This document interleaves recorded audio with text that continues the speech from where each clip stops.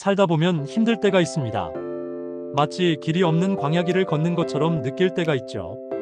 출구도 보이지 않고 이렇게 하는 것이 맞나 싶을 때도 있습니다. 아무리 힘을 내려고 해도 너무 지쳐 아무것도 손에 잡히지 않을 때도 있습니다.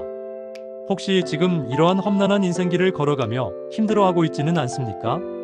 오늘 에스겔 20장 37절 말씀이 이런 상황 속에 있는 하나님의 모든 백성들에게 힘이 되고 위로가 되기를 바랍니다. 에스겔 20장 37절 말씀입니다. 내가 너희를 막대기 아래로 지나가게 하며 언약의 줄로 매려니와. 오늘 말씀은 단지 하나님의 심판을 말씀하는 것이 아닙니다.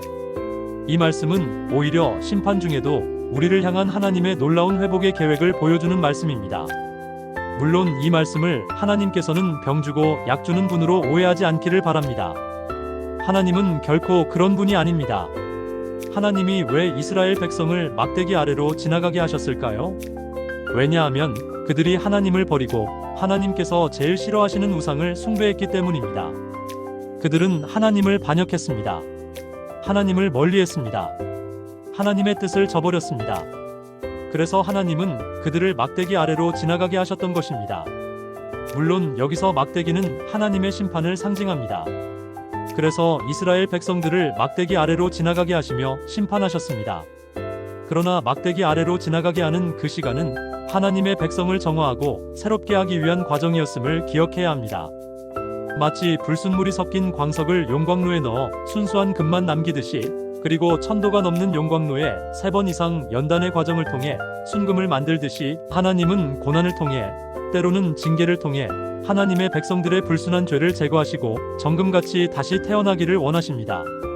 그래서 우리 삶의 고난은 때로는 우리를 아프게 하고 힘들게 하지만 그것은 우리를 더 강하고 더 순수하게 만들기 위한 하나님의 연단 과정이라는 것을 잊어서는 안 됩니다. 그렇기에 37절의 말씀 중에 가장 기억해야 하는 말씀은 바로 언약의 줄입니다. 하나님은 이스라엘 백성들이 막대기 아래로 지나가게 하시는 것에 멈추지 않습니다. 다시 그들을 언약의 줄을 매어 하나님의 언약의 백성으로 회복시켜 주십니다. 이것이 하나님의 신실하신 마음이요, 우리를 향한 하나님의 사랑의 언약입니다. 오늘날 이 언약의 줄은 무엇을 의미합니까? 바로 예수 그리스도입니다. 예수님은 우리의 죄를 대신하여 십자가에 달리심으로써 우리와 하나님 사이에 끊어졌던 언약을 다시 잇는 새 언약, 즉 사랑의 끈이 되셨습니다. 그래서 오늘날 우리에게도 에스겔 시대에 이스라엘 백성에게 주어졌던 이 약속을 우리에게도 유효하게 하셨습니다. 그렇기에 우리는 고난 속에서 좌절할 수 있고 실망할 수 있고 낙심하고 힘겨워할 수 있지만 예수 그리스도의 새 언약의 끈을 우리는 결코 놓지 않아야 합니다. 혹시 지금 우리의 삶에 막대기 아래로 지나가고 있는 것처럼 느껴지십니까? 또는 삶의 무게와 어려움에 짓눌려 있습니까? 다시 일어날 힘조차 없는 분들이 있습니까? 오늘 에스겔 20장 37절의 말씀을 꼭 기억하십시오. 하나님은 단지 우리를 심판하기 위해 막대기를 드시는 분이 아닙니다.